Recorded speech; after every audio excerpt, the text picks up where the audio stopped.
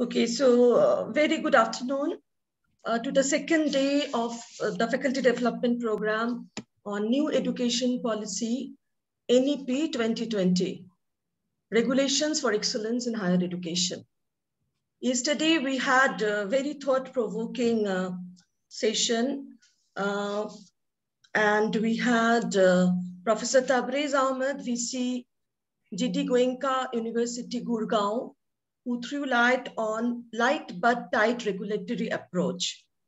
And our second speaker was Professor Sandeep Sancheti, Vice Chancellor, Marwari University, Gujarat. And the topic was internationalization of universities. So very thought-provoking addresses and a lot of questions have been discussed and brainstormed. So we are very happy it went on very successfully. And this brings us to the second day. And today we have a very distinguished person, speaker, esteemed panelist with us, Professor Akshay Kumar. He is presently working as Head Department of English, Punjab University. His areas of interest are comparative Indian literature, translation studies, contemporary literary and cultural theory. Professor Kumar has published several books as an author, editor, and translator at national and international level. He has got more than 15 scholars who have been awarded PhD degrees under his supervision, and many of them are currently pursuing, and there are many who are currently pursuing their research under his guidance. So this is a very brief introduction of our esteemed guest today. So over to you, Professor Akshay Kumar, and a very hearty welcome to you to this FDP. Thank you very much. So thank you very much, Amity University and colleagues.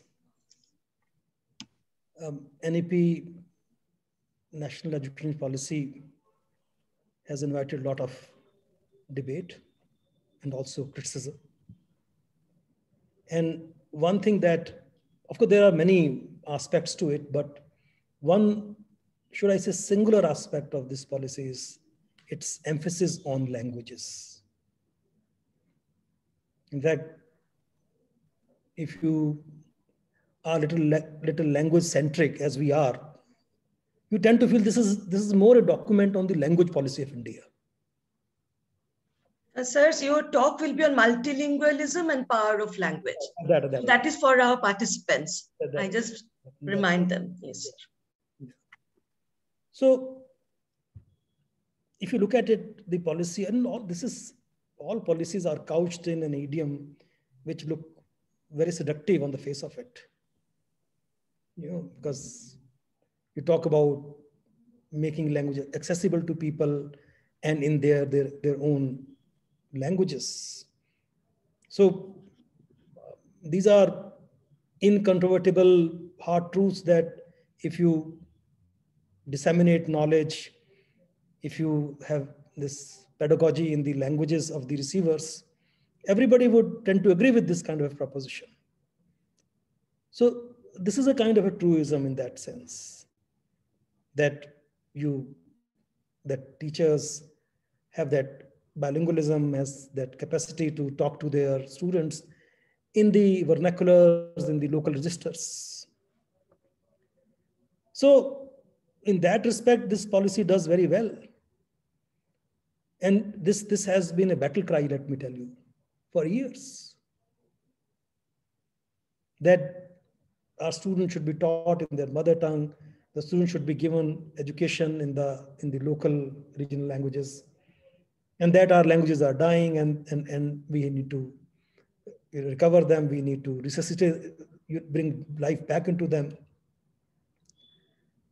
So if you look at the word language or lingual or multilingualism or classical language, look, different denominations of that. Number of denominations are used.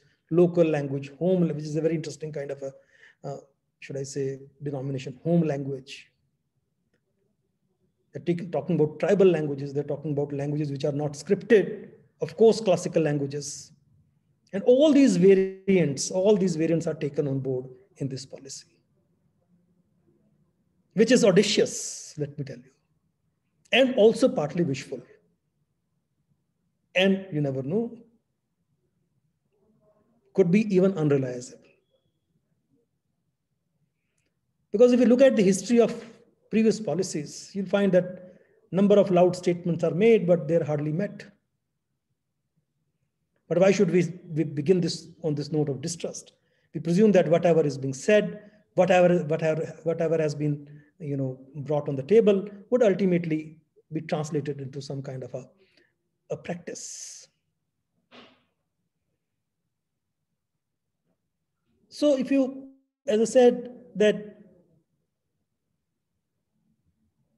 this kind of a slogan, I would say, has always invited very positive response. The slogan is that, and this is, I would call it even polemical also, that English is a colonial language. English has hegemonized us. English has been a kind of a bad legacy. And therefore, it's time that we get out of the shadow of English. And the alternate to English is the local languages, the mother tongue.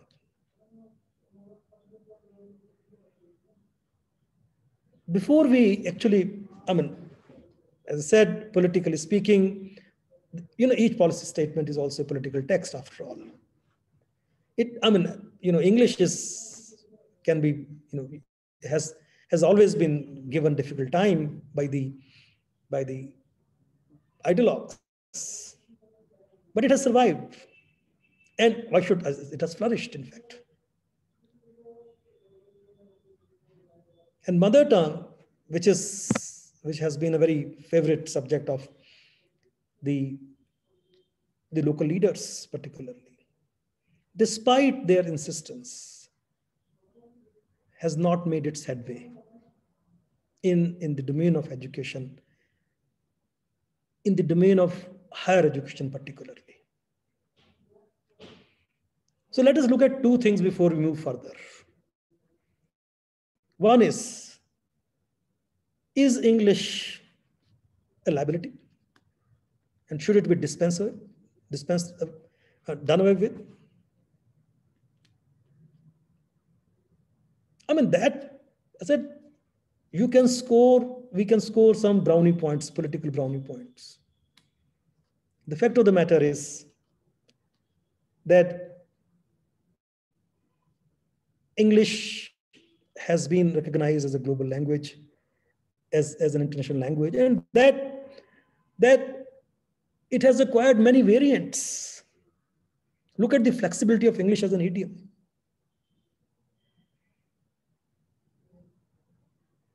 And that in all these years, 75 years, 70 years independence, we have, at least we have a very resounding middle class which knows English very well. Our population of English speakers and those who know English as a language, is much more than the Euro-American population of people who know English. So to say today that English is a foreign language, no, I know it's a colonial language, it has that colonial pedigree, nobody denies that. But to say that English is a foreign language, we are dividing the cultural landscape into very bland categories there.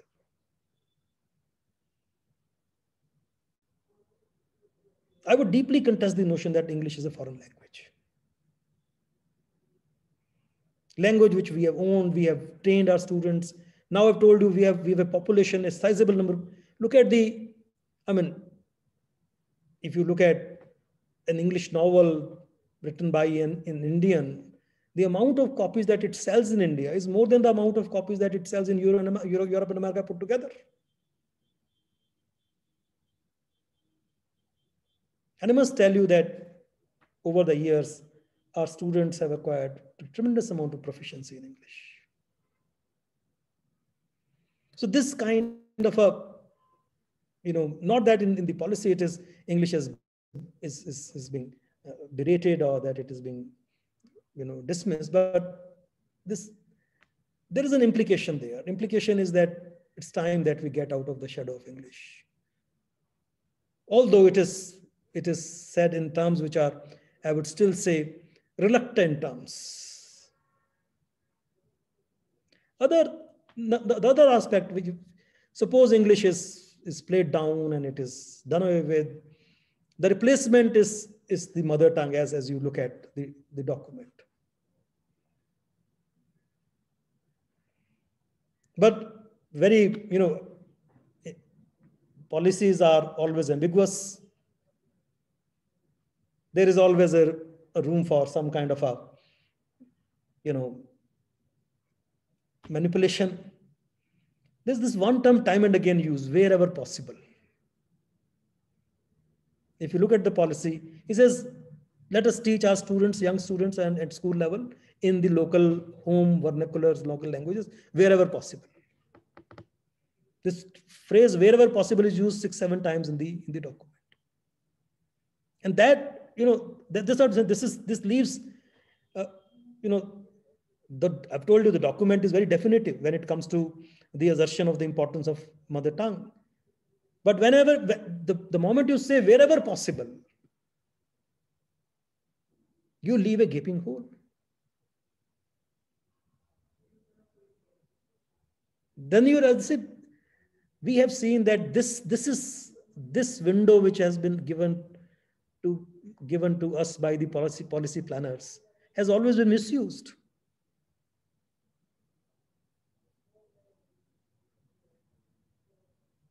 So you introduce mother tongue medium as a medium of instruction, but wherever possible. You introduce mother tongue as a medium of instruction in higher education, but wherever possible. So that's why I'm saying that sometimes policy tends to be wishful. Now the second part is very important. One is that English by implication is an easy villain. English has usurped us of us, our moral responsibility has bankrupted us. I mean, this is the discourse that we keep hearing. And the fact of the matter is, the more we speak English becomes more entrenched in our everyday life. The second aspect, which is much more romantic, seductive, lovable, is that mother tongue. But is mother tongue, if you look at mother tongue and the education in mother tongue, and what is the mother tongue? If you look at the discourse of mother tongue, it is not without its problems. There are multiple problems with the issue of mother tongue.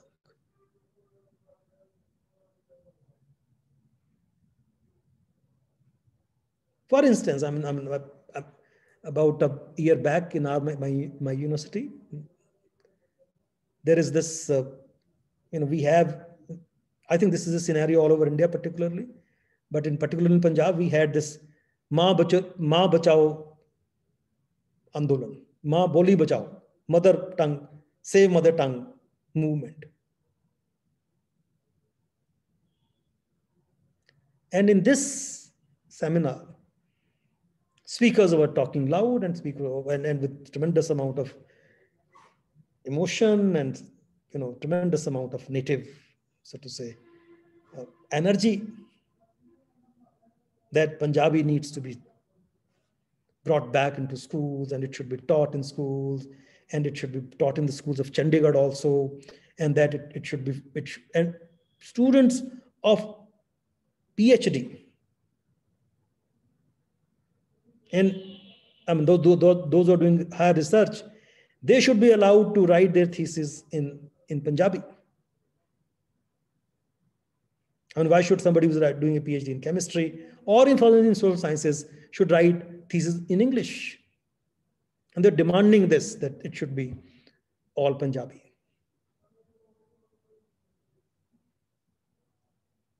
Now, what I'm saying is that when you implement this kind, when you use mother tongue as to this extent, and it becomes almost a kind of a political slogan. First of all, and that's one problem that this policy has not addressed and not neatly defined. Is mother tongue the regional tongue? Necessarily.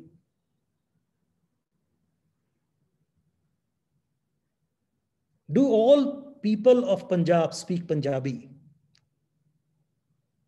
You know, in Punjab, there are a lot many migrant laborers.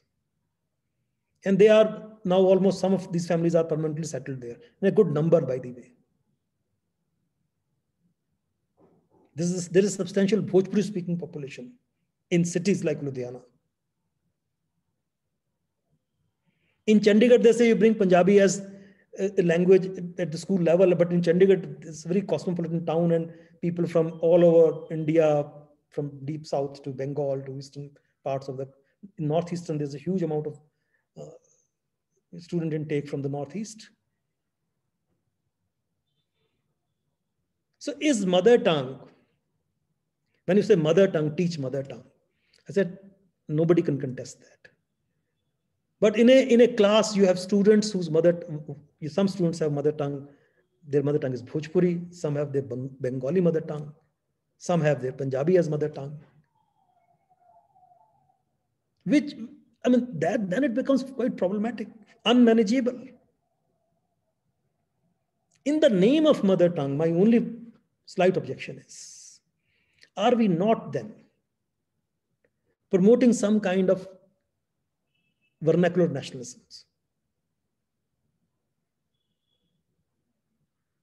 And then somebody, objects that, okay, Punjabi is all right, Punjabi should be the medium of instruction, but at least let us not force Punjabi on the Bhojpuri migrant laborers. And they say, why not? Those who live in Punjab will have to speak in Punjabi. In all these states, you'll find all the signboards are in their local languages, in Punjab at least. In Punjab, which is in Chandigarh also, which is almost a trilingual kind of a city, minimally speaking. If the signboards are in Punjabi, you never know, or English or Hindi, if they are not in Punjabi, next morning they would be, painted black.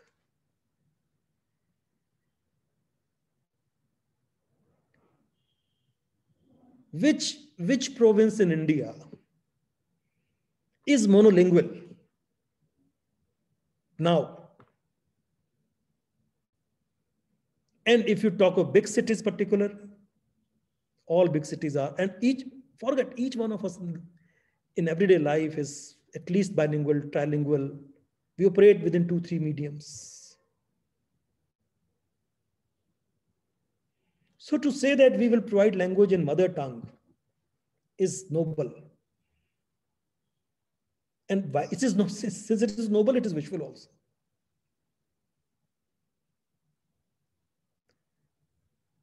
Because I've told you, if you look at a classroom in Chandigarh or classroom in Punjab, I mean, teaching Punjabi to a Bhojpuri student and teaching Punjabi in Chandigarh to a Tamil student or a Manipuri student is bad. Other thing which goes along with this is, and this is also in a way hinted in the document here, that they will encourage the production of good quality material, learning material in the native languages. Indeed, a very positive idea, and it should happen. We should have books in local languages.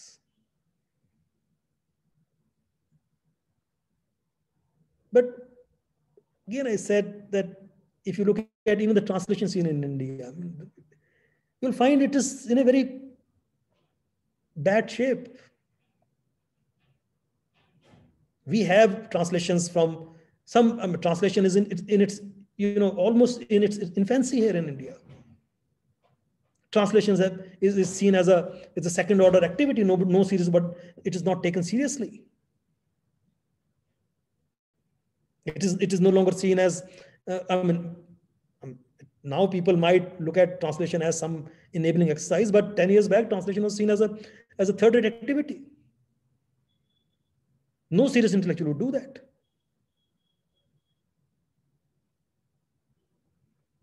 And in all the translated books,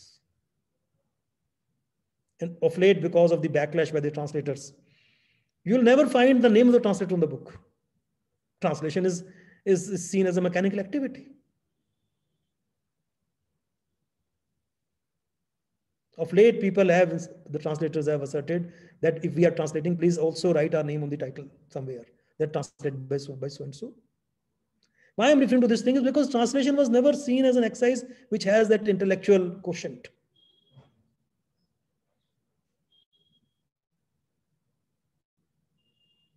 And see, the problem in mother tongue is,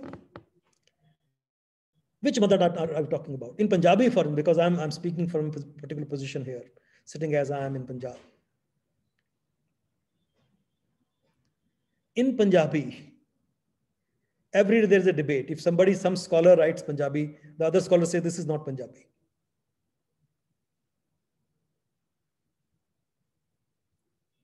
I mean, there is a huge, I would say, internecine debate.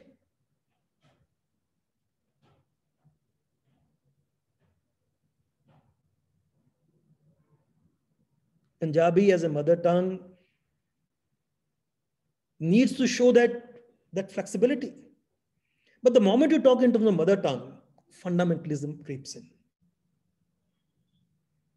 The element of purity creeps in.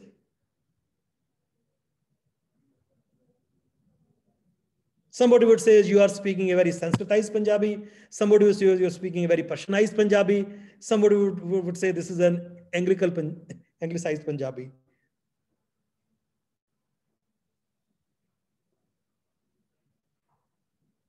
These languages, this vernacular, the whole idea of local languages. Local language, the problem with us is we try to fix local language in the classical grid. Classical languages have that stability of idiom and of grammar, of lexicon. But we tend to replicate that baggage on the local language, which are by the local languages, by the fact that local have to have that flexibility, have to have that quotidian flow, inner flow.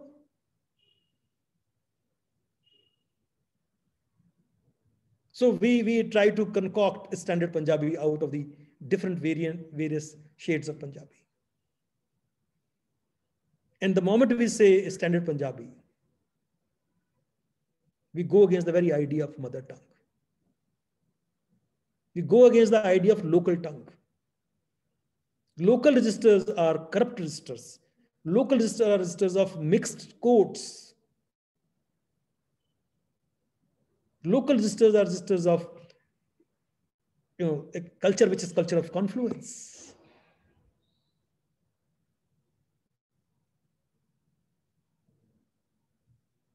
So, without sufficiently problematizing the whole idea of mother,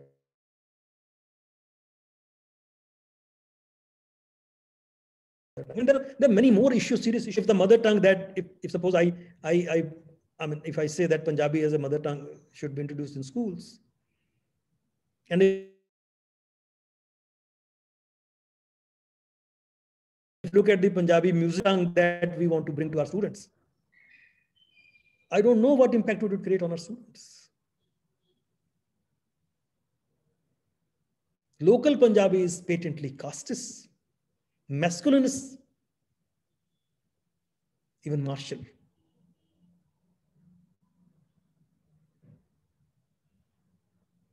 The mother tongues, so this amounts to saying that you return back to the state of nature. That is very innate, organic, that kind of a nostalgic lapse into pre-civilizational past.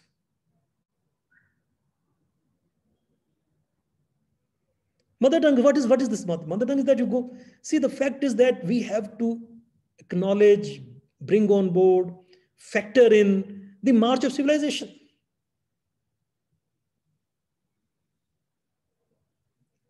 And an unfiltered mother tongue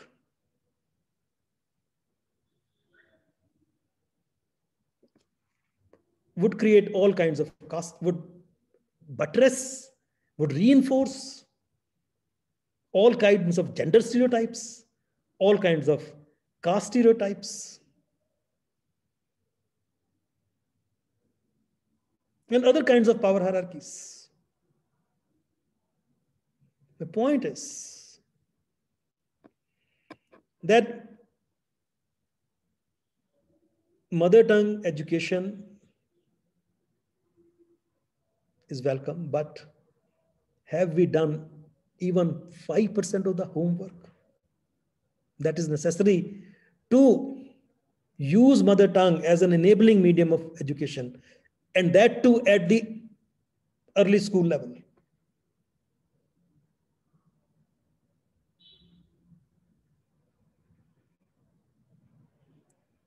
I know there are people who would say, why filter mother tongue? Mother tongue is mother tongue and therefore it should be.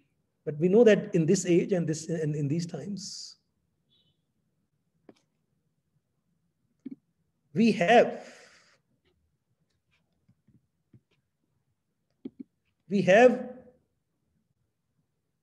acquired the, there are many nuances about the makeup of culture. We have understood how cultures are politically, how they operate, what kind of politics goes all around us in the making and making of culture.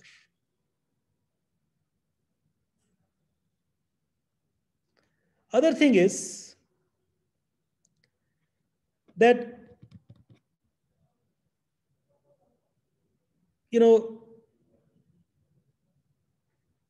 this mother tongue in this particular document, I don't know, all these terms are equated with / home language, regional language, local, mother tongue.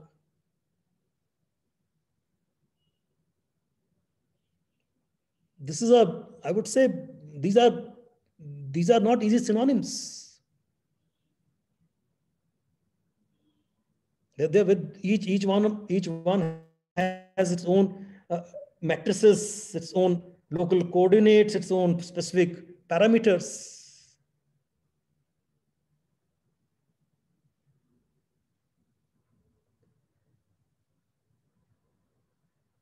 Other, as I said, and when it comes to, of course, it is said that we need to sustain our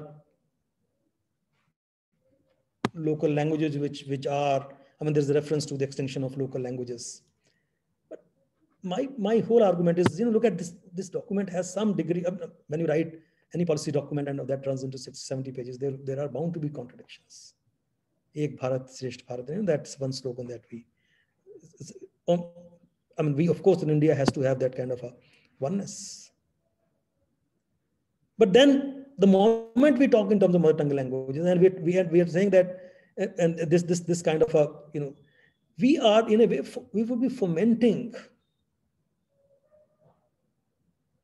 strong regional affiliations, which would then be used by political, our elite for their, subnational purposes.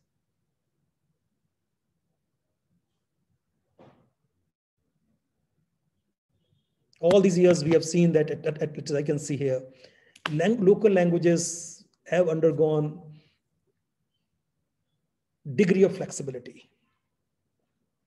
Many new words are absorbed. There is these local languages have allowed that. If we just look at the Punjabi popular music today, it's difficult to call out any Punjabi, so to say, mother tongue or any pure Punjabi from there. The moment we bring back Punjabi as a medium, and in a very formal, rigorous way, My only apprehension is that this porousness of the language would be utterly compromised.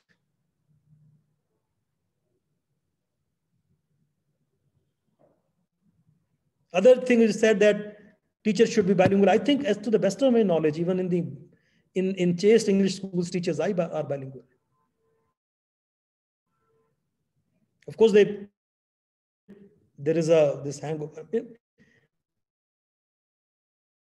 But if we begin to, it's not, I've seen in Chandigarh schools particularly, when they introduce the concept, each private enroll at least 20 to 30% students. This was a kind of a mandate that each private school will have to take in 20 to 30% of students from the economically weaker sections. And what the smart game these private schools played? They opened a separate section for them. They brought in the students from equal, and they opened a separate section, and it was called Hindi medium section.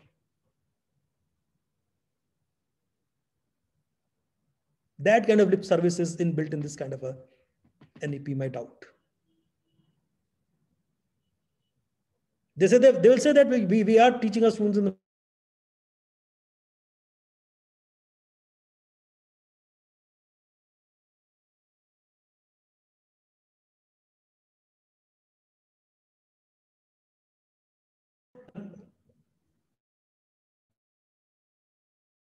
I'm really surprised if any private convent public school is shut down simply because it does not have to teach students in the mother tongue.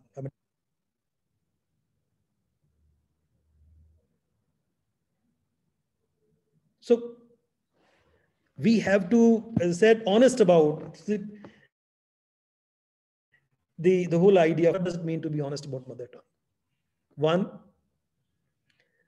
that we have to create enough corpus, which at least I know in Punjabi here, that there's a huge scarcity. I mean, look at when you produce a dictionary. I don't know whether people in this audience know the kind of controversies that we had recently about dictionaries in Punjabi. Somebody produced a dictionary in Punjabi. It was a project sponsored by a university, which involved tremendous amount of money. But there were certain words, there was a crisis, there was a huge political backlash, and there was a backlash from the Orthodox, and the printed books were written off.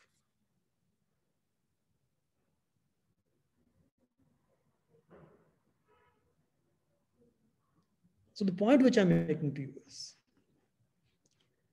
that if we, why should policy planners insist on mother tongue? They know that not enough has been done, that they also know that why could it not be done? But they do not even address here the reasons of mother tongue lagging behind. What is the reasons of mother tongue lagging so behind? There's no roadmap given. There's no precise blueprint and time frame.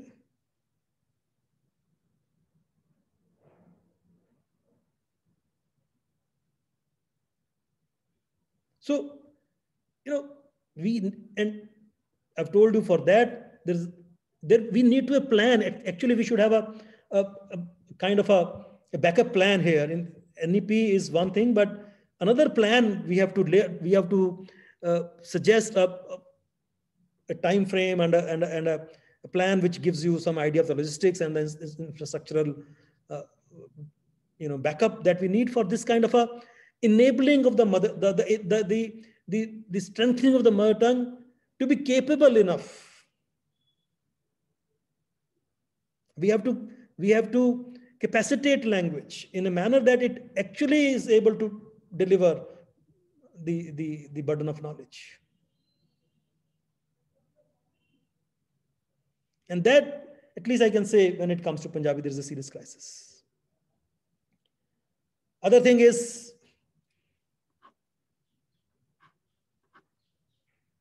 in this particular document, there is a reiteration of the 3-language formula. And this 3-language formula, which is an old proposition. But within the 3-language formula, they are also insisting on the knowledge of Sanskrit. Of course, when all classical languages are recounted here. Many Indian languages are recounted here. Urdu is missing, one can understand why. Incidentally, Urdu is one language that one modern Indian language which took place, whose birth is places in India. But if you look at Pali, look at Persian, look at all within the 3 form. If we introduce if we use 3-language formula and bring include the knowledge of a classical language within that, things would become very difficult. It would become a 4-language formula. Within the framework of 3-language formula, it would be difficult to accommodate all these variants. You have to teach in the mother tongue.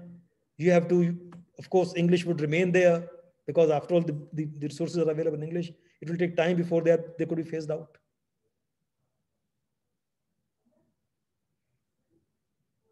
And this one, it is always said that in many countries of the world, mother tongue education is given and English is not important.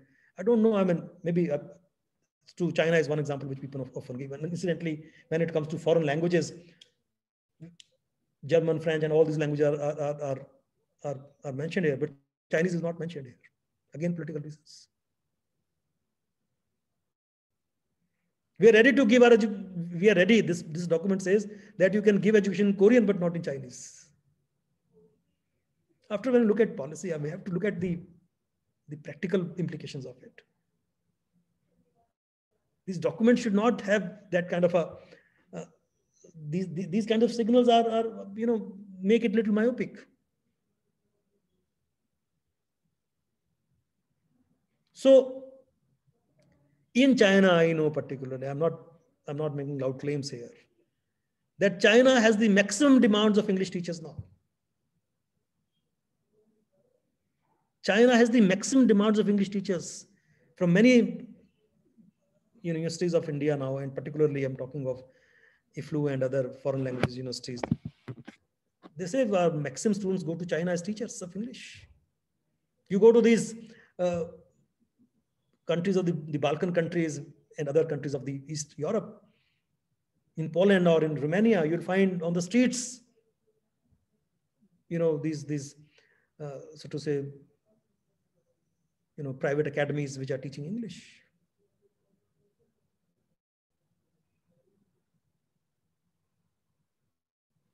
And in any case, we know China is, you go to any American universities, you'll find a number of Chinese. You go to entire Oxford and Cambridge is full of Chinese universities, Chinese students.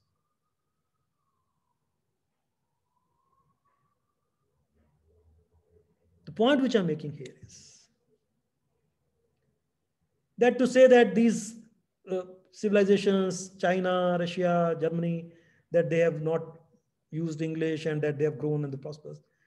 But please try to understand even these, China example I've given to you, and I've given examples to you of the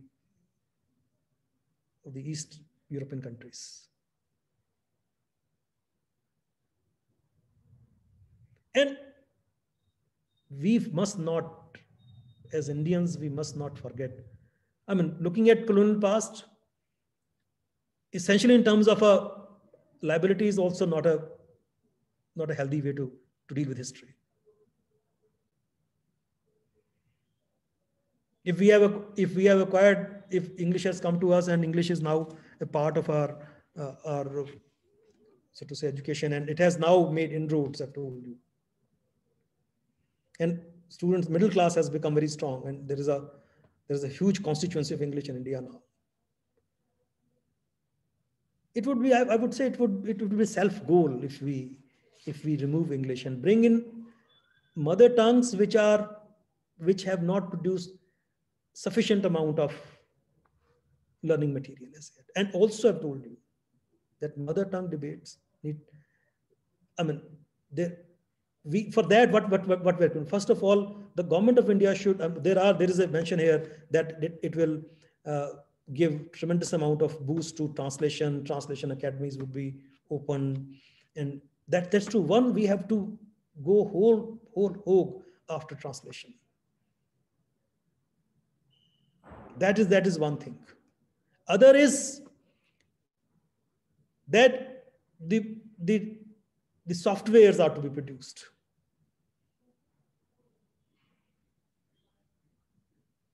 Without these backups, and these are painstakingly slow processes. It's not that overnight you do it. And they say we'll induct teachers who know mother tongue.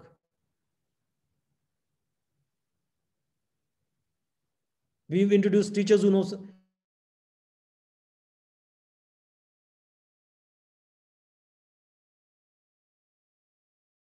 And the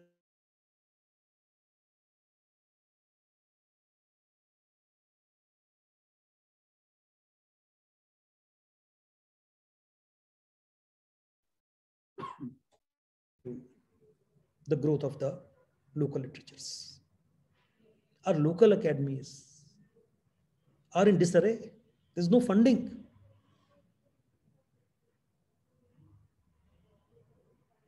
State funding is abysmally low.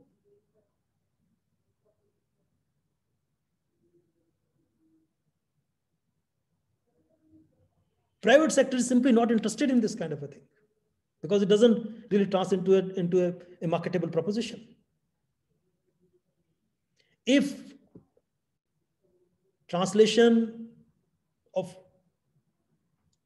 foreign knowledge into local, if that is to be made available to us in the local languages, then believe me, there would be a need of strong state funding.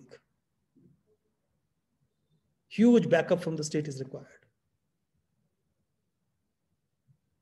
And that seems to be missing too.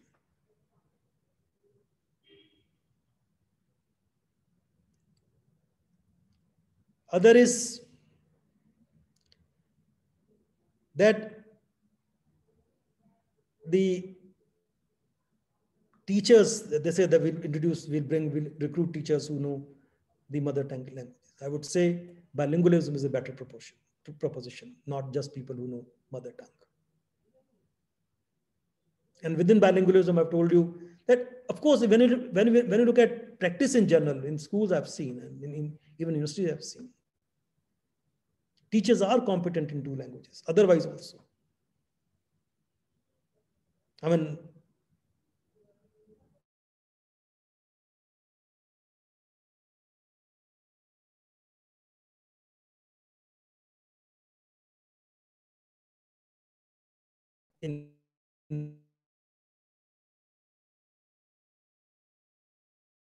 those who know English, all we have to do is, and we have to plug these gaps. And these gaps are, I've told you, these gaps are not minor, these are not small gaps, these are gaping holes.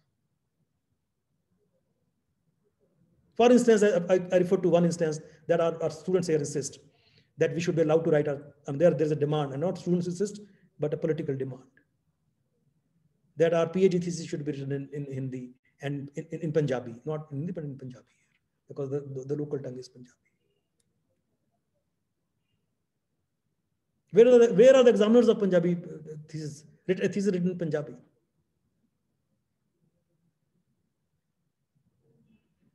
For at least write in 2 languages if you want to write. Write in Punjabi and write in English. This is right in Punjabi. Suppose somebody is doing a study on, say, environment in Department of Environmental Sciences, that you write this thesis in Punjabi. There are no examiners of the PhD thesis available. Then it would mean that the thesis would go to people who know Punjabi in Punjab. It would become fairly incestuous.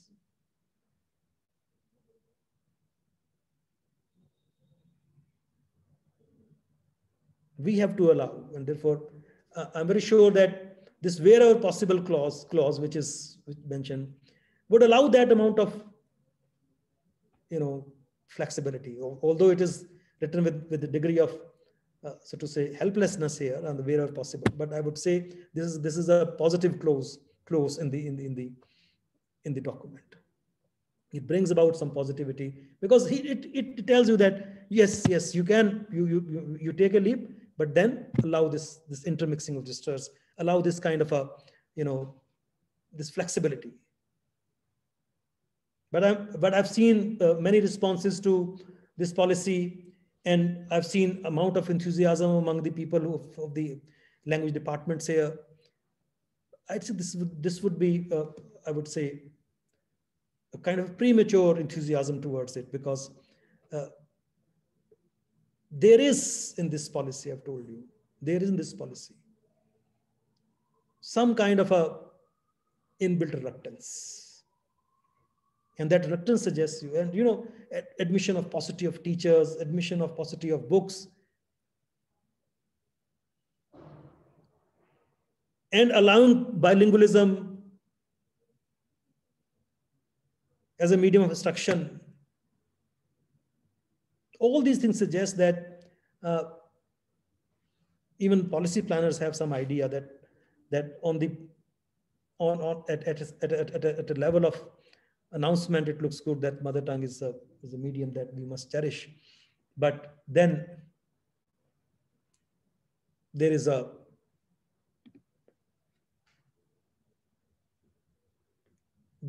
some kind of a, some kind of, they know that there are limitations to this kind of a policy ideal. Power of language, they have realized. Power of language is, everybody knows that why insistence on language in this policy, because they know language goes into the making of your thinking. Language is a part of your, it informs you it informs you at a fundamental level. So I would say that this policy gives you hope. It also gives you despair. It gives you some kind of a, hope for a premature celebration of the arrival of a robust monolingualism in India, but it would be at the cost of multilingualism. I think on this note, I'll stop and I'll take questions.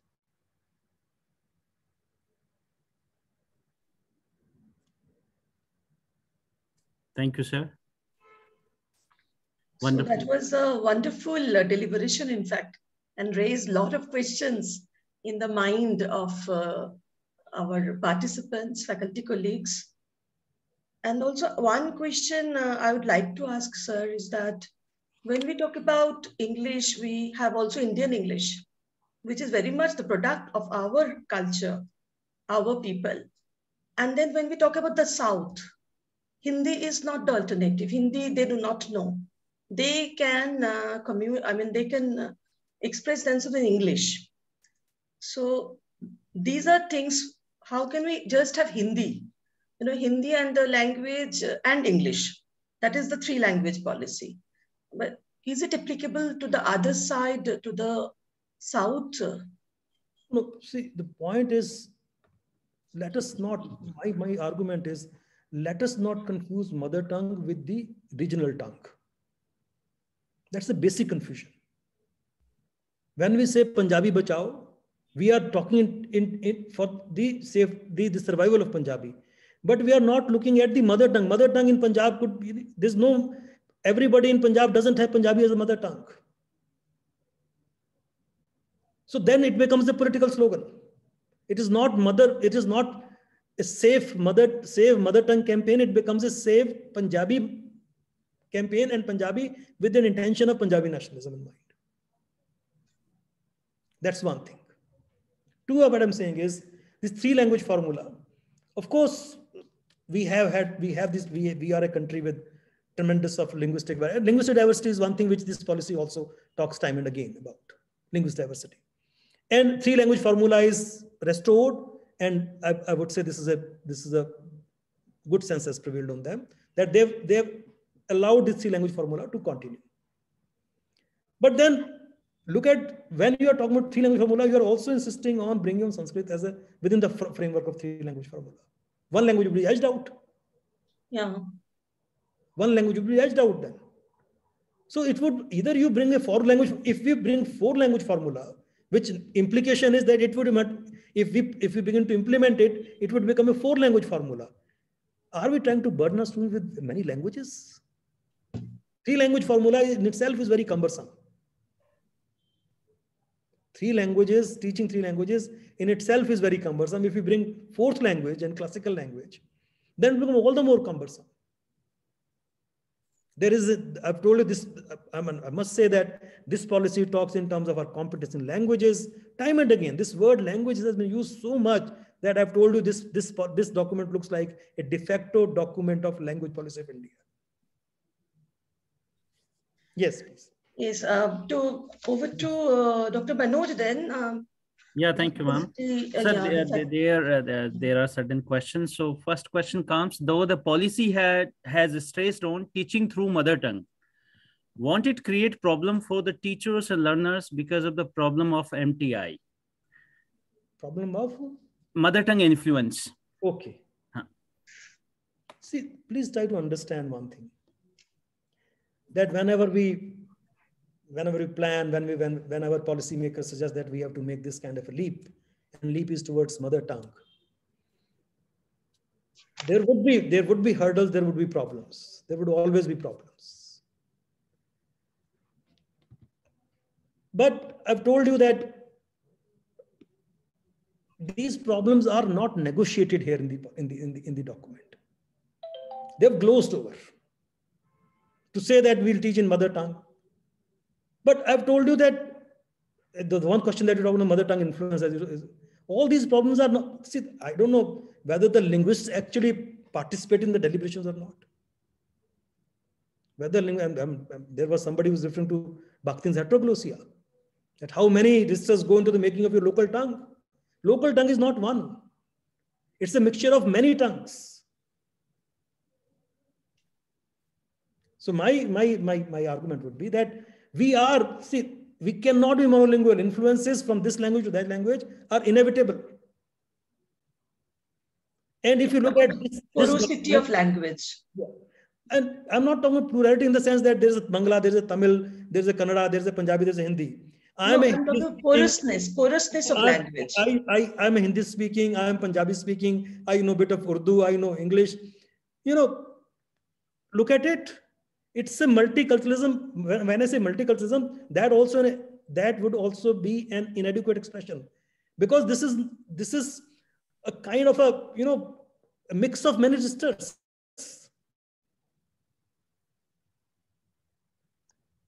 Somebody said, sorry, I can't understand you. I don't know what is main focus. Who says this thing? Some Nazakat Ali. Yeah, I also saw there was a question like that. Yeah. What does that mean? If he or she said it, let her ask what is the question. I think he wanted to know about the main theme. Maybe he joined late. Let me tell you, when in the middle of the discourse, maybe he joined, Yeah. I also noticed that question. No, point which I'm making. In fact, one is that you talk directly on NEP, which would be repeating NEP with some kind of fanfare. Other would be that you go off the tangent, which is deliberate, and to talk about the issues involved in it. Yes. Now, somebody else? Yeah, if you allow, sir, one more question from Santosh Kumar ji. He says that which foreign language will give high salary? Why foreigners are not learning Bengali, Tamil, and Hindi? I think Deepa ma'am can intervene. This beside the discussion today. We are not talking about really foreign language. Tomorrow we have that. Professor Nalini Thapi will highlight on that. Today we are talking about English. But I'll try to. Yes, sir. I'll try to understand the question. With due respect, I would like to draw your attention to my question. Which foreign language will give you a high salary? why foreigners are not learning Bengali, Tamil, and Hindi. Still not. But who said that foreigners are not learning Bengali? I'll try to make some sense of it. There is Inalco, you know, in Paris, which is very famous center of learning Bengali. So, no. Oriental languages. See, all these things are. They are interested in Oriental languages. The point is why Chinese are now opening windows for English languages. Chinese are now, say that, I've told you that in China you go, there are teaching shops, English teaching shops all over. You go to Poland, there is English teaching shops all over. See, language, when you acquire language in the process, in an environment, you acquire some other language only if it is economically useful to you.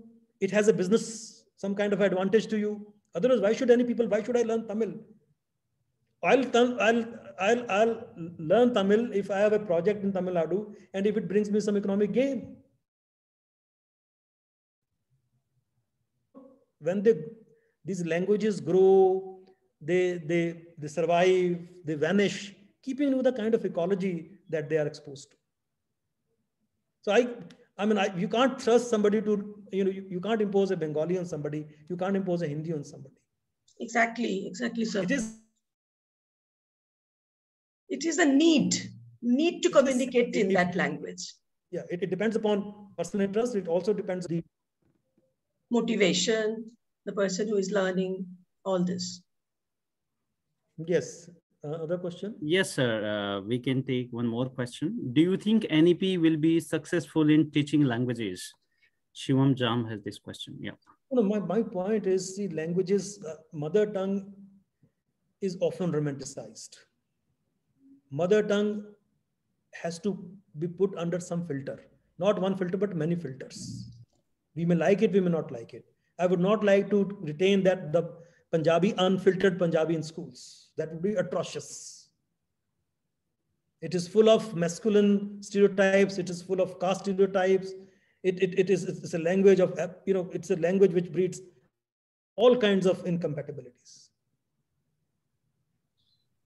So this policy, to say, it's just like saying that, "Bhai doodh piya karo, bachcho ko," to a small weak child, "Doodh pina bada acha tumhare liye. Just take milk." Arey doodh aayega kahan se bhai? Ye to batao. Which milk are you giving to us? Is that milk properly processed? Saying this thing is all right. That mother tongue education, give mother tongue, where is the wherewithal? Where is the corpus? So and then I see standardization of the language. See, standard language. The moment you make is needed. I would say fetishization of tongue. This is making mother tongue a fetish. Yes, please. Am I audible? No, the point that you are making is if Punjabi. Yes, am I audible to you? Yeah, a lot of homework will be necessary before we can venture out. Yeah, there's no. Therefore, I would like another document to come where they give you exact blueprint of how to transform these languages into language. Some disturbance in audio. To transform these language, reliable. There's some disturbance in the audio. Yeah, you are audible. Yes, please. Sometimes the audio is getting disturbed. I don't know what is it. According to you, which pedagogy may be useful in teaching English? That is another question from Shivam. I'm not talking about pedagogy. He's not talking about pedagogy. I'm not into all these things. But I would say that, yeah. Maybe people call it direct, indirect. I would say just expose students to English and to any other. That's another domain altogether, I suppose. And also the point that you made that, vernacular can be when a student is in school, when he's starting his, education. And then in higher schools, in higher studies, it has to be multilingual. Because he has to interact. Yeah. He has to. Even in school, people are, there is in the policy, there's an implication that the dropout ratio is because education is not given in the mother tongue. Yes. The higher dropout is because of the inaccessibility of education in the mother tongue. This is what is suggested here. But my argument is that, see, people in UP fail in Hindi. But the simple in Hindi is not one. The Bhojpuri speaking people is not able to write Hindi good. One who speaks bridge is not right, cannot write correct Hindi. Even in the Hindi heartland, even in UP, would you give education in Braj? Would you give education in Avadhi? Would you give education in Maithili? Would you give education in Bhojpuri? It's very difficult in our country. Professor Nalini Thampi wants to ask a question. Go ahead, madam. No, I was just thinking of answering that question about foreign languages, which foreign language gets paid the highest. I think tomorrow I will intervene on that point. Yes, ma'am. Yes, ma'am. That is what I said also. Okay, tomorrow we'll be talking about this foreign language. Yeah. Somehow in this policy, Chinese is a desirable thing. Political politicization of language, linguistic politics.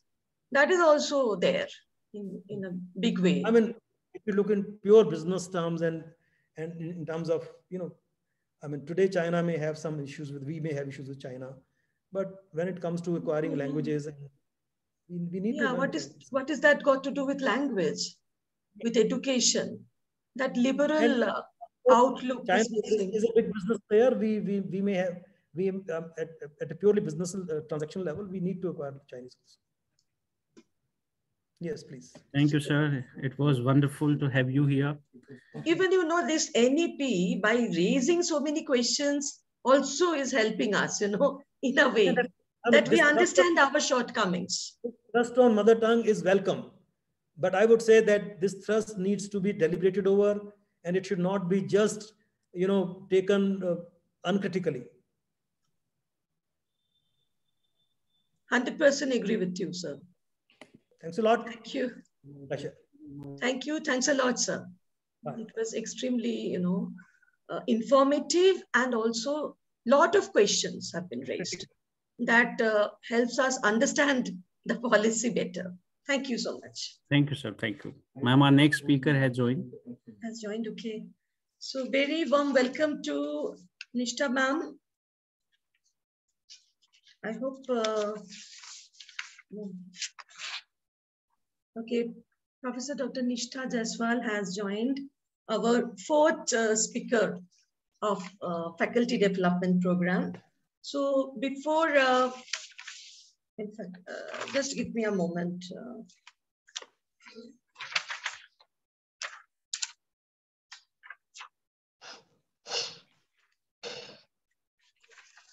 Okay, so I will just introduce ma'am to our esteemed colleagues. Professor Nishtha Jaiswal is currently Vice Chancellor at Himachal Pradesh National Law University. She is a professor of law and has long 33 years of experience. Her specializations are constitutional law, environmental law, clemency, and jurisprudence. She has authored several books and was awarded British Academy Visiting Professorship in 1992. Besides, she received National Merit Scholarship as well as State Merit Scholarship. She is a member of several academic and legal bodies and served in various administrative positions such as Chairperson, Department of Law, Punjab University, Chandigarh, and many other positions. Thank you, ma'am, for sparing your valuable time and to talk on this particular issue of national, you'll be talking about the challenges that NEP 2020 has bring about. Thank you, ma'am. Over to you. Thank you. At the outset, I'm thankful to Amity University for inviting me to be one among the participants in the faculty development program, even though virtually. It's a great occasion for me. And of course, the subject is also of great importance in the present times. And I would say it is of perennial importance, in fact. So I'll just start with one Sanskrit shloka. Samani va akuti samana hridyani va samanamastu vo mano yatha va susahasati yatha va susaha asati. So this is in fact the Sangathan shloka of Rig Veda, and it means let our conclusions be one, let our hearts be the same, and let our minds think in a similar way. May all these factors make our organizational power an impressive one. Now, this is the base. When we talk about today, I'm going to talk about the challenges after this National Education Policy 2020. We have to be one, rational thinking, uniform thinking, no doubt after deliberations, not as such. And once we talk about education, we must understand the importance not only of education, but also of the teachers. Now, the participants in the faculty development program, because ultimately, this is the core responsibility of the teachers to impart education. I'm a great fan of Chanakya when he said, शिक्षक कभी साधारण नहीं होता, प्रलय और निर्माण उसकी गोद में खेलते हैं. But what is very, very important, so that the teacher who can be a constructor, who can be a destructor, then there must be some foundation, some policy, so that it's better if the teacher becomes a constructor. And Swami Vivekananda very rightly said, education is the manifestation of the perfection already present in man. Why I am talking about, why I'm quoting all this? Because we always believe in presuming something that good present in human beings. But we have to cement it further, preserve it, polish it. So for that purpose, we need education. Socrates also very rightly said, the unexamined life is not worth living. So we have to examine the life. Life always presents some kind of test before us every moment. So we need to be prepared for such tests, and education is the main tool for that. We have so many international conventions where we talk about this issue of education, whether we talk about Universal Declaration of Human Rights of 1948, or we may talk about Convention Concerning Discrimination in Respect of Employment and Occupation of 1958, Convention Against Discrimination in Education of 1960, or International Convention on Economic, Social, and Cultural Rights of 1966, or we may refer to CEDAW, or United Nations Convention of Rights of Child 1989. And all of us know that we had two education policies earlier in 1968, then in 1986, and finally this third one in 2020. At the same time, I would like to tell you that we always need some grand norm so that we can have a number of norms, laws, policies, and all these. And in India, we have the grand norm that is the Constitution of India. And if I refer from the angle of our rights, I can refer to part 3 of the Constitution, where we talk about right to equality. Now, equality, of course, will include, especially when we talk about Article 15, then we talk about this equal access to even education indirectly. And if directly we want to talk about it, we can refer to Article 21. Now, Article 21, and I'll be just referring to it, where we guarantee a right to life or personal liberty. And this right to life has been declared as including this right to education. I can refer to Mohini Jain versus State of Karnataka of 1992 and Unni Krishnan versus State of Andhra Pradesh of 1993. In Mohini Jain, Supreme Court did not refer to this compulsory education, primary education, simply talked about education, which was clarified by the Supreme Court in Unni Krishnan's case. But it was subject to economic capacity and development of the country. Apart from this, we have directive principles of state policy, which are not literally enforceable, but which are the guidelines for the state. I can refer to Article 38, Clause 1, which talks about securing the social order for the promotion and welfare of the people. Article 38, Clause 2, states shall endeavor to eliminate inequalities in status, facilities, and opportunities. I hope all of you understand no other means except the education. Article 39A, adequate means of livelihood must be there. Now, when can we enjoy these adequate means of livelihood? When we are eligible, and our eligibility depends upon our education. Article 41 talks about right to work and same conditions we can impose. Article 45, which was amended by 86th Amendment Act 2002. And at the same time, I would like to tell even Article 21A was added by 86th Amendment Act 2002, by which Article 21A was added, which declared right to education as an express fundamental right. Article 45 provides early childhood care and education for all children until they complete the age of 6 years. And now this is how we can proceed. Now, on this basis, I can also refer to Part 4A of the Constitution, that is fundamental duties. 11th fundamental duty was added by 86th Amendment Act 2002. And this is a duty of every parent or ward to send the child, to impart education to the child. Here I'm reminded of a Sanskrit shloka when we talk about duty. Says, Mata Shatru Pita Veri Yen Balo na Pathita Na Shobte Sabha Madhye Hans Madhye Bakoyatha.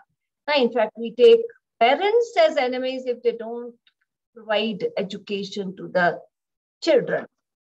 And in view of all this, I would just like to also refer to that education does not mean merely providing a school education, college education, but more than that, I can talk about one decision in 2009, Avinash Mehrotra versus Union of India.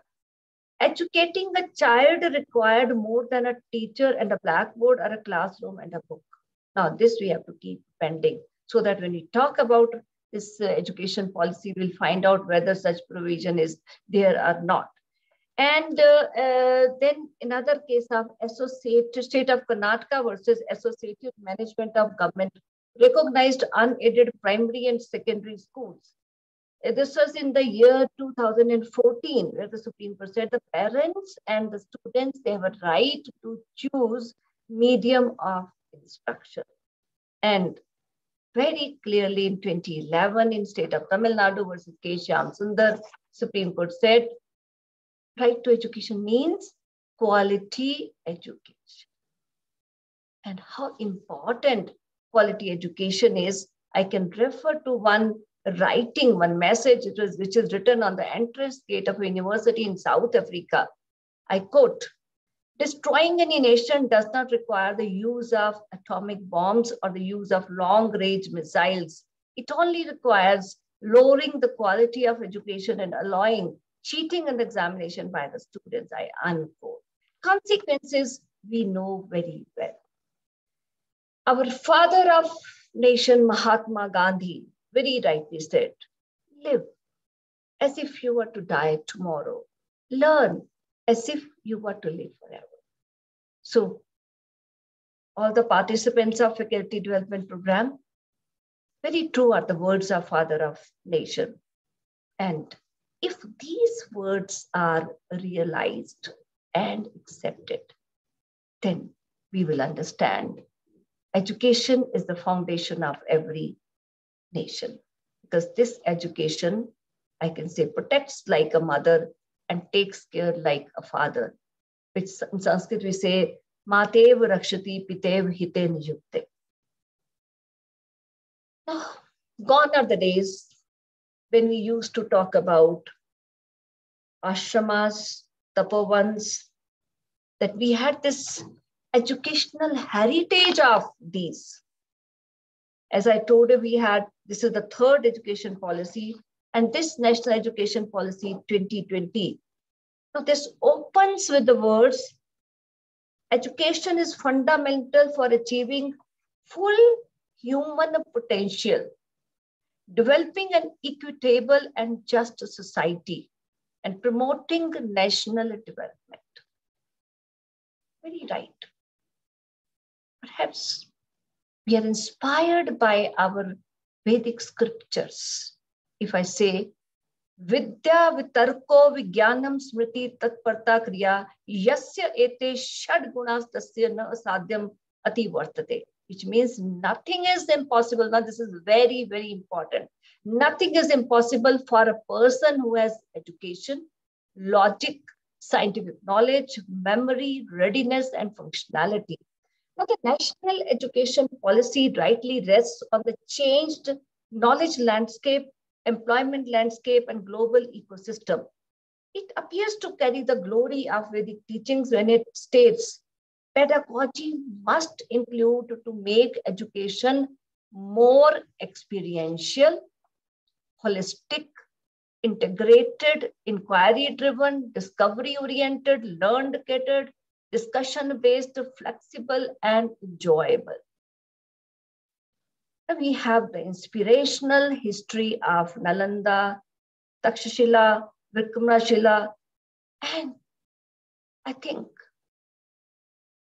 very frankly and very truly, we can compare these with the present flood of universities. When I'll be talking about challenge, we have to take care of the serious concern about the quantitative expansion with unsatisfactory requisite qualitative growth. Now, if we talk about right education system, I think which should be the basic spirit of any education policy, then it needs to pave a way for flexibility and dynamism. Accommodation and assimilation in education have to be the core principles. And keeping in view this, we can ask a number of questions to ourselves before and side by side, we evaluate this National Education Policy 2020 and talk about the challenges. Whether our education system leads to human development in terms of cognition, personality, and ethics. Very important 3 words. Cognition, personality, and ethics. Ethics may be a little narrower when we talk about values. Another question is whether our education system is sufficient to inculcate the required skills in students and prepare them for the future. Which future? Sustainable future. And here only I would like to remind ourselves that when we refer to 17 sustainable development goals which are laid down by the many countries of the world in the Paris Agreement on climate change, there we talked about these 17 sustainable development goals, and the 4th sustainable development goal talks about quality education. And this is the target which has to be achieved by all the signatory nations by 2030. Now, for meeting with these challenges, these questions, what is required? We need continuous reskilling and lifelong learning. We need to have a paradigm shift in the education system. And for fulfilling this, what we need? We need some tools. Tools like to develop creative, logical approach and cognitive augmentation. And certain principles also we need. And those are learner-centric approach or real-world learning or experiential learning. So we need to consider certain principles like learner-centric approach, where we can have actual or real-world learning or experiential learning approaches. We may have some technology-centric approach that we need to utilize the emerging technologies, or what we nowadays say, artificial intelligence. It must be future-centric. What kind of skills will be required in the future? After all, we have to survive. Everyone has to earn the bread. So some employment, scope for employment must be there. Then it must be the same, employer-centric also, where we talk about employer right also. Now, there can be a shift from traditional lecture method. We can have absolutely a method which is technology-based, or there's a blend of both. In fact, taking a pause, I can say, before we could think of implementing absolutely this national education policy, COVID-19 pandemic situation created a great learning for all of us. And we resorted to online teaching, and then in between many a time, blended mode. And now again, we are coming back to the physical classes. But now we understand we have so many opportunities open if you want to impart knowledge and education. And that when we talk about challenges, we must keep in our mind that the purpose of education is not merely to provide degrees or to earn degrees, but it's imparting knowledge and learning, and it's receiving knowledge and learning. Now, if we have to attend classes, it is not the same old formula, teacher coming, delivering the lecture, giving some homework, or without discussion, class is over. But it should be based on the problem-solving approach, discussions, interactions, logical conclusions. At the same time, we cannot have any education policy with the presumption that all the students have the same intelligence level. Again, taking the pause, I would say it is not required that we have to increase the IQ level of the students, but we have to increase their emotional quotient, adversity quotient, adaptability quotient. That is very, very important. So focus has to be on self-paced learning. There are many students who are slow learners. They cannot compete with other students in the class. But at the same time, because we want each student to be in the mainstream, inclusive criteria, we don't believe in the exclusion criteria. I can just talk about a study by Wagner T in 2010. It referred to students' need for survival skills. And those are critical thinking and problem solving, collaboration and leadership, agility and adaptability, initiative and entrepreneurialism, effective oral and written communication, assessing and analyzing information, curiosity and imagination, and then International Commission on Education for the 21st Century in 1996. The essential pillars of education are learning to know, that you must have mastery of core subjects, lifelong learning should be there, continuous reskill, adapt to newer requirements, then learning to do, academic and applied knowledge, problem solving ability, cooperative learning through collaboration, then learning to be. Three things: to know, to do, to be. Not just cognitive skills, but personal qualities to shape identities, emotional resilience, emphasis on holistic education. Now, I just talked about this while talking about the objectives of this national education policy also. When we talk about national education policy here, we do refer to internationalization. We say India has to become a Vishwa Guru.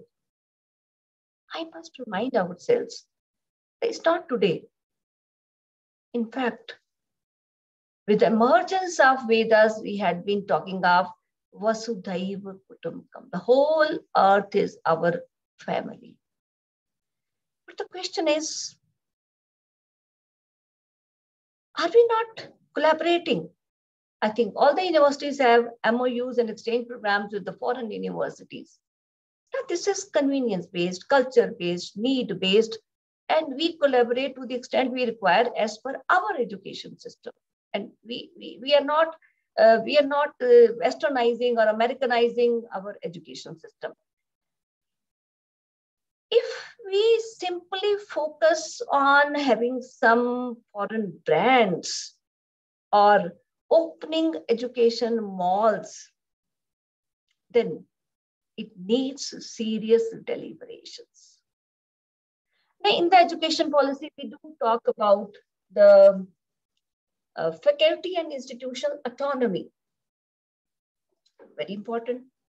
Number of challenges, number of questions. How faculty autonomy is possible?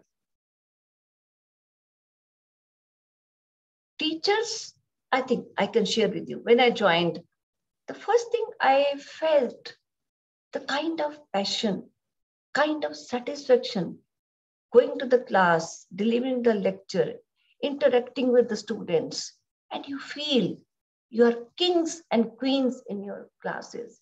Still you are, if we take it as autonomy. But if we talk about autonomy, what I think is obsolete.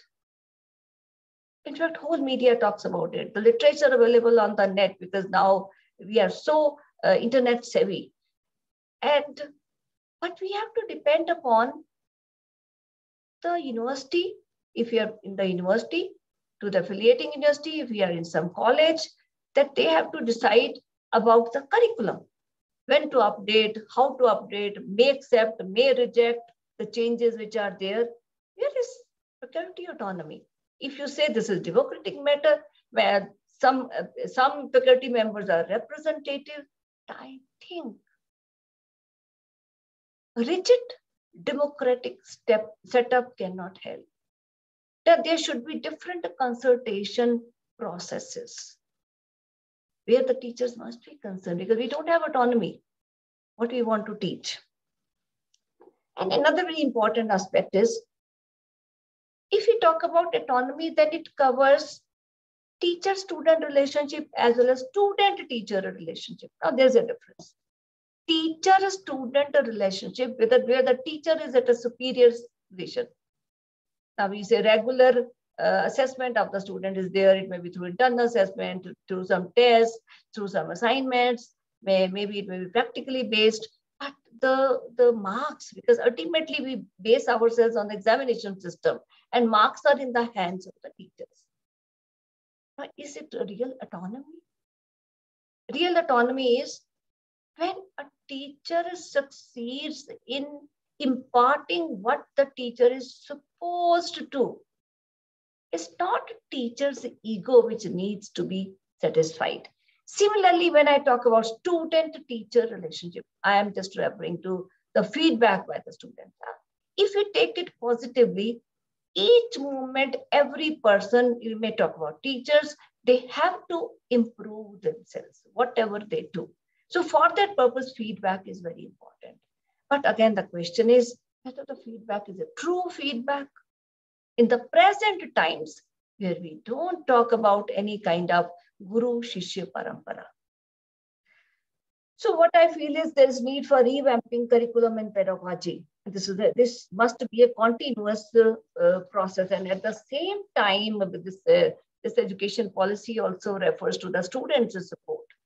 Now, what does it mean? Does it mean governance by the students?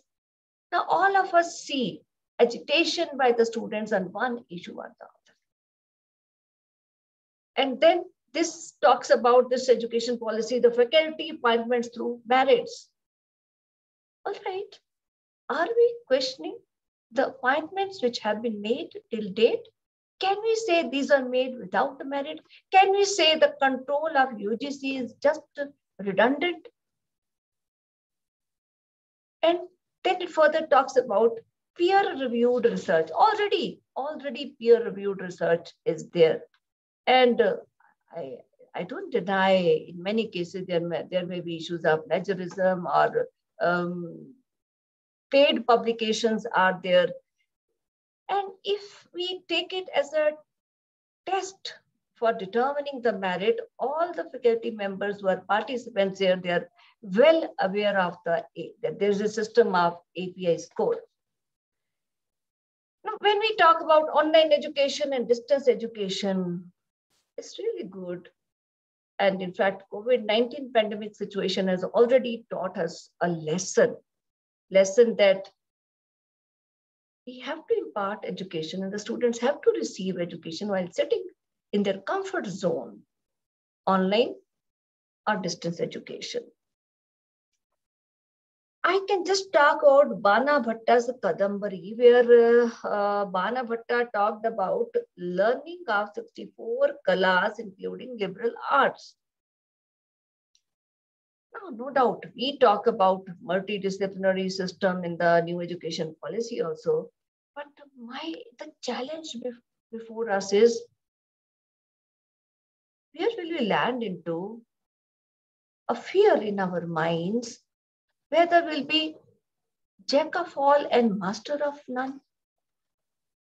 And then we do talk about, in fact, this kind of that focusing on different subjects. But I think our focus should be that whatever the policies, it must represent something which is very vibrant, the system which is vibrant, socially engaged, the communities are cooperative, happier, cohesive, cultured, productive, innovative, progressive, and ultimately the nation is prosperous nation. Now here we find some challenges, some questions in the education policy also, and the educational ecosystem is severely fragmented. Less emphasis is on cognitive skills and learning outcomes. There's rigid separation of disciplines with early specialization and streaming of students into narrow areas of study. I understand it to some extent. Like, we can take the example, if we are teaching the topic of corruption to the students, it has to be taught from all the angles, according to the angle of a sociologist, angle of a positivist, angle of an economist, as well as a legal educationist. The limited access, particularly in socioeconomically disadvantaged areas where very few higher educational institutions are there, which teach in local languages. Now, I'll be just touching it a little later. Then, limited teacher and institutional autonomy, inadequate mechanism for merit-based career management, lesser emphasis on research, and so on and so forth. Then another point of criticism, which is there in the policy itself, that we are moving towards a higher educational system consisting of large multidisciplinary universities and colleges. Now, see, a few years back, we just separated ourselves. We had the subject-based universities, languages universities, law universities. Now, here, one question which I would like to raise, that we have so many IITs, IIMs, and IIMs, and if we just evaluate, they produce the best students. And whether from the management, whether the engineers, they're the best, and how tough the competition is. And same is true about the National Law University.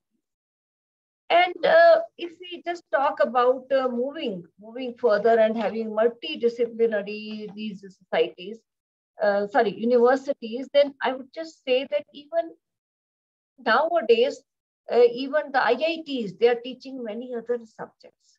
Even NLUs, I can refer to that in the 5-year course. Apart from legal subjects, law subjects, we have the social sciences subjects also. We teach languages also.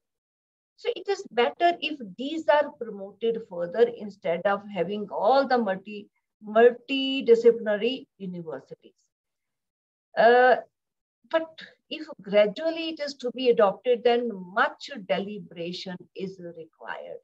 Because I have a fear of that if there is total privatization of the universities so that we have all multidisciplinary universities, then another issue will emerge, that is the affordability of the students. Now also the students, they afford the public institutions better than the private institutions, because they don't have that financial capacity to bear with the expenditure for that purpose.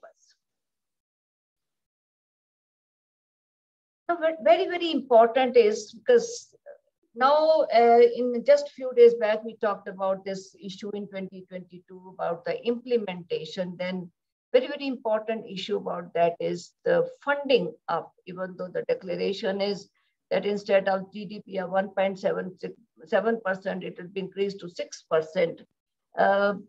Now, whether we talk about the academics, the education, or we talk about the research, then what is required is that there must be some funding agency. In fact, at many levels, discussions have taken place after this national education policy came.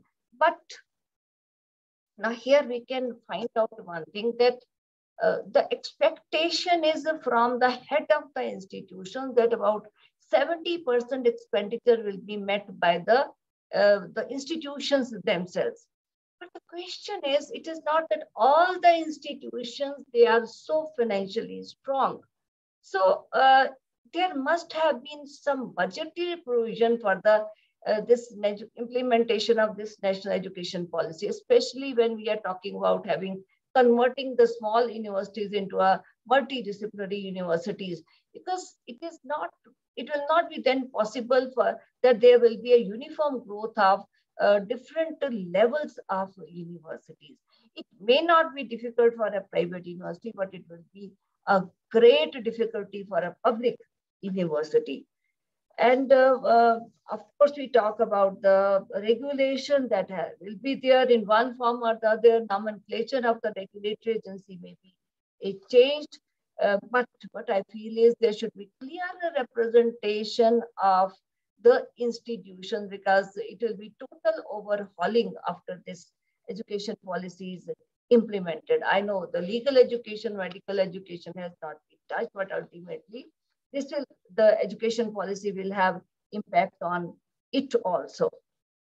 Now, when we talk about bilingual education, when we talk about say that you teach in their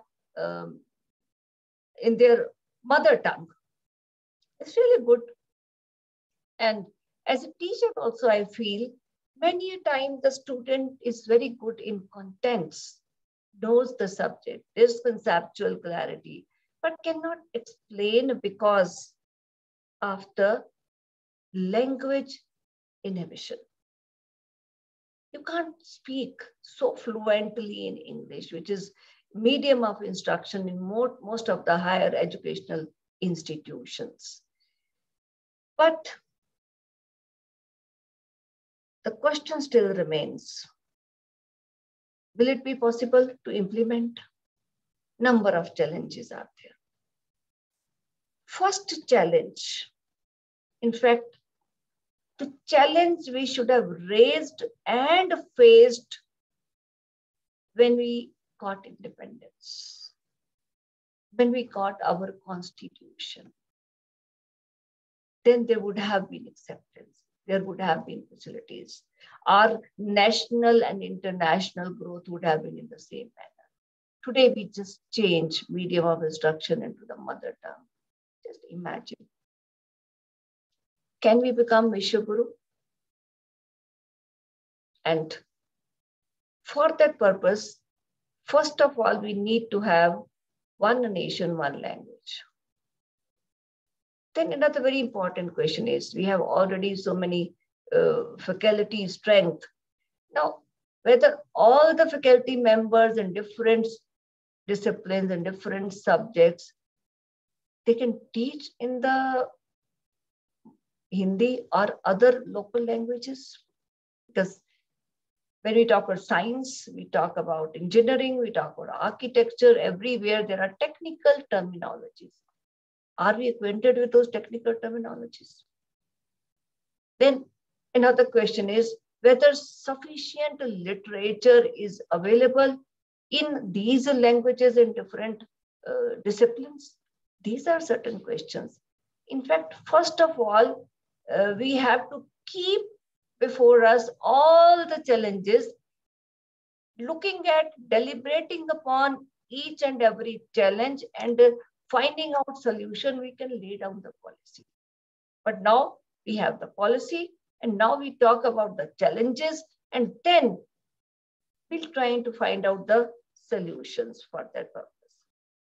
And I have full faith in the government, full faith in the leadership of our Honorable Prime Minister, who gave birth to this policy, that ultimately when reforms are to be introduced, when finally we have to implement, then I think some kind of magic wand will be required.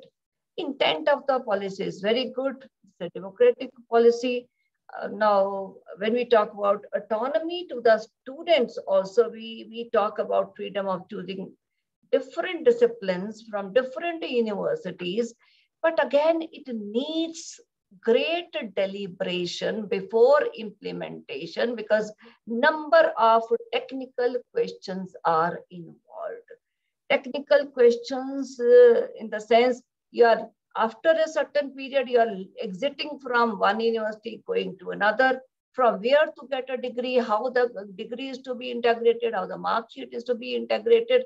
So number of practical issues, even the issue of charging of fee from the students, all these issues are very, very important, which have to be taken care of when we finally. And one thing more which I would like to talk about, that at least it should be teacher oriented, because tomorrow it should not be so. On the one hand, education by the students, on the other hand, education by the teachers, because I can give you a very small example. In many states of India, still 7th pay commission has not been implemented.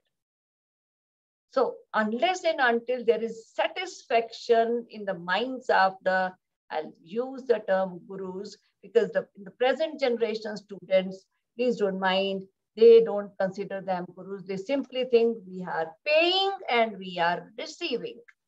And finally, I'll conclude. I can share with all of you that I am a poet by heart.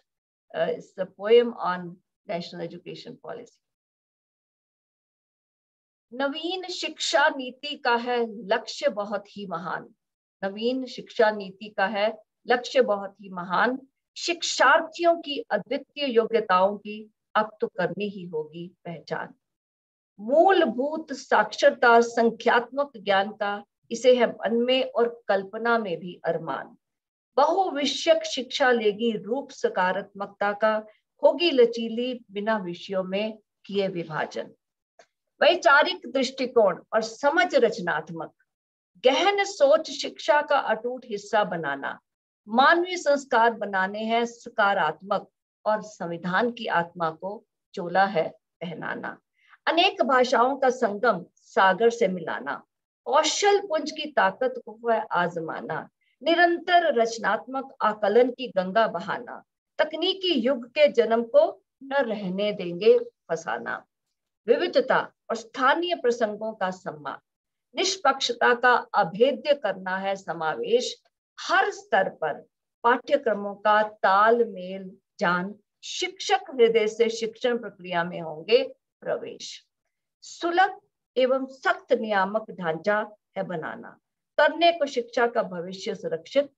अखंडता, पारदर्शिता एवं संसाधन क्षमता है लाना. सुनिश्चित कर स्वराज्य, सुराज्य और बना सशक्त. उत्कृष्ट शोध, निरंतर समीक्षा जड़ें करे मजबूत.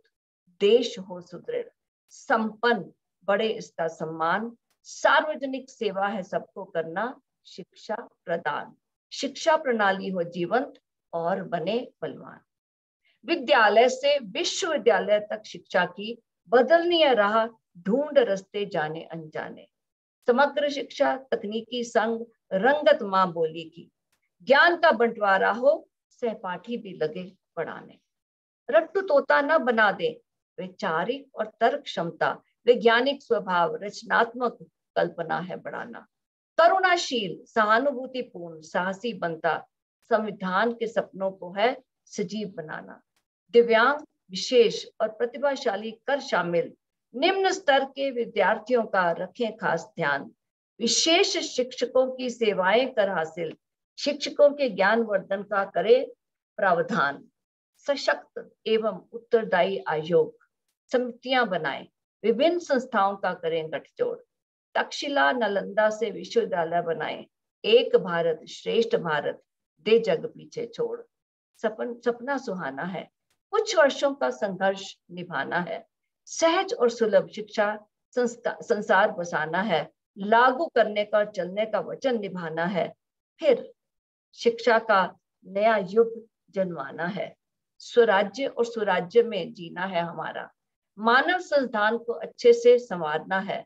कुबेर के खजाने खोलने करें जो गवारा, बजटिंग, कुबेर के खजाने खोलने करें जो गवारा, तो समृद्धि और उन्नति का जमाना है। And finally I pray to God, ऐ ईश्वर शिक्षा की पदवी कर सुसज्जित, ऐ ईश्वर शिक्षक की पदवी कर सुसज्जित, उसके ज्ञान मान सुख सब बढ़ाना है। वह बनेगा गुरु प्रसिद्धि समृद्धि से सिंचित, वह बनेगा गुरु समृद्धि प्रसिद्धि से सिंचित, और भारत विश्व गुरु निश्चित बन जाना है। Thank you. Every participant must have found the most difficult words of Hindi in this poem. Now, because this poem is on new National Education Policy 2020, where we are talking about teaching in our language. So that is why I did not translate it into English. Thank you. Sarve Bhavantu Sukhina. Very wonderful, ma'am. The poem, it's all comprehensive. In fact, whatever deliberations we had till date, all have been included in your poem. Thank you. Ek Bharat, Shresht Bharat. In the other speaker before you was talking about it, but he was debating on plurality. He was saying that we say, we should have teaching learning in Matribhasha. Then what is the definition of Matribhasha? Because pluralism is inbuilt into our fabric. Absolutely. So thank you. In fact, here I would say, instead of unity in diversity, we must have diversity in unity. Yes, ma'am. Yes. So, Dr. Manoj, the questions can be there, I think. Yes, ma'am. To ma'am, there is a question. As a VC, do you see any disadvantage of the NEP 2020 except delay in teaching of English and enforcement of language? There's a long message, but yeah, I've summarized it and I'm asking ma'am. Yeah, ma'am. The most difficult task for all the vice chancellor, because I said, because on many platforms I had been talking about, I was in many committees, etc. also. Now, as I said, expectation is from the vice chancellor that you contribute the maximum percentage of budget for implementation, which is not possible unless and until we are old established university where we have good funds. And especially those like the HPNLU Shimla, it is just 5 years old and still we are struggling for grants. We cannot think of having all the infrastructure for different disciplines, even though we are teaching sociology, political science, economics, even languages. But that will be a great difficulty, because for that purpose, we need more faculty, we need more buildings, we need all different infrastructures, even for the libraries. Now, that's really difficult. But of course, gradually with the passage of time, I don't deny that we cannot work for the implementation of the national education policy, because as I said, it is not necessary that we should have the big multidisciplinary universities where there are 60, 70, 80 departments. Whatever we have, we better integrate them, we widen their scope so that the students have, I think, elaborative knowledge about those subjects also. And different courses can be in collaboration with the subject on which which is the core of that particular university. ma'am. Next question Dr. Shafat Hussain Bhatt has that what about budgeting? This NEP has tripled the budget, but how and where fund will be utilized it is not mentioned in the policy. Yes, there's a great question mark. In fact, still a few days back on some platform, I was just talking about this only. First, let us determine, see, I don't want to say that this is any kind of criticism, because intentions are very good for this national education policy.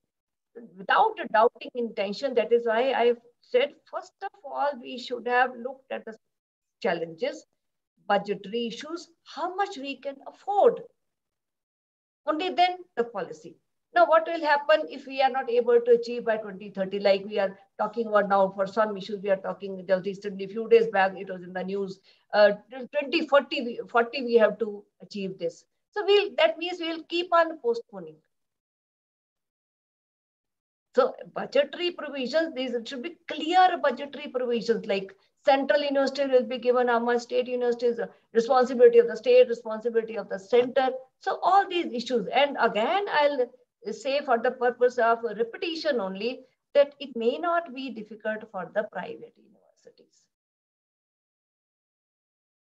Santosh Kumar ji has a question, ma'am. Why are the universities of India not producing the great teacher like Chanakya? Who produced Chanakya? He was Indian, great Indian. Great Indian. Why are you asking Indian universities? We did not have the present university system. We had ashramas. And please, because unless and until you respect those who are imparting education to you, Guru, Shishya, Parampara, for me, still date is the best. Even though we have all technologies, and I don't deny me that we should not use these technologies. Artificial intelligence is good, but still that Guru, Shishya, Parampara, no match with this, because when the students were sent to ashram, they were not supposed to get degrees or pass examinations. They used to imbibe everything, whatever is taught. They were imbibing values, and even the teachers, they were the epitome of values, role models. Now we are not role models, so we are not producing role models. So, yes, ma'am. One more question. In terms of language, do you really feel that NEP will be successful? Very difficult. It's very difficult, because after a certain distance, we have different language. Already we are fighting over religion, region, and language. There will be one more issue of conflict. And if one language is accepted, that in this university, the subjects will be taught in these languages, somebody will arise and there will be agitation. Why not this language? Because I can give you the example. We have so many languages in the 8th schedule of the Constitution. There are instances where writ petitions are filed before the Supreme Court, include this language, include this language.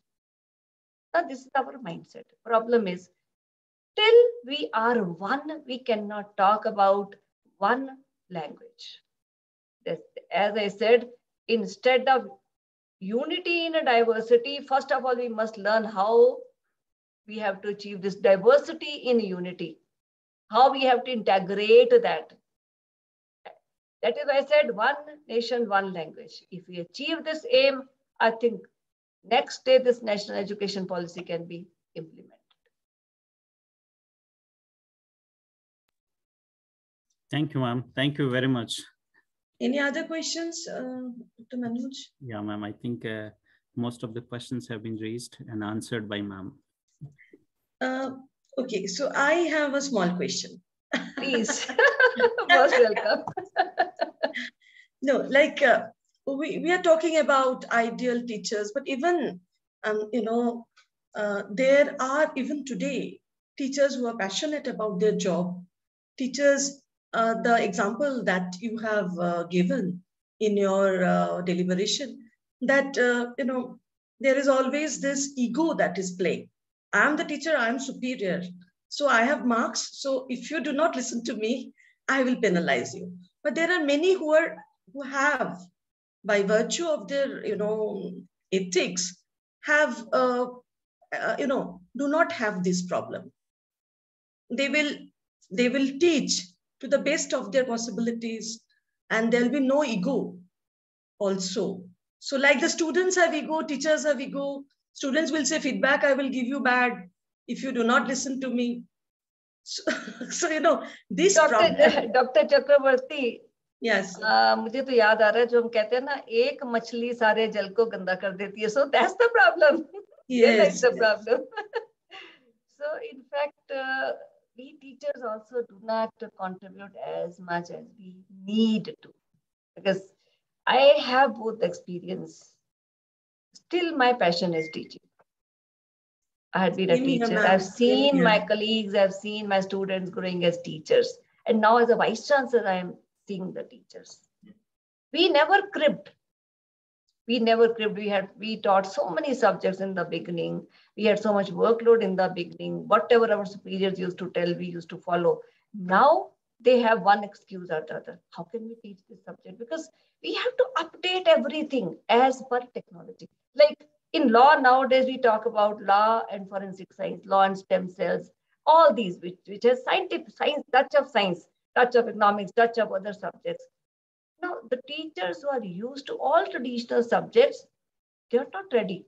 If you force upon them, then I think outcome will be almost not good. So that's because both ways, same is the problem with the students. And I find the fault in parents.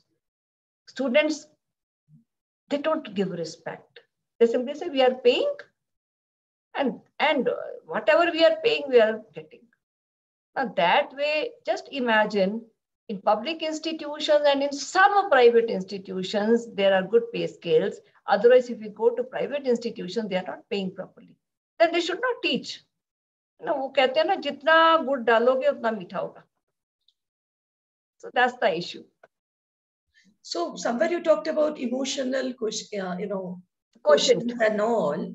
I mean, that is what is important. I mean, human behavior. And you said that the issues are there. Money, if you do not have enough, obviously, it's very difficult for you to rise up.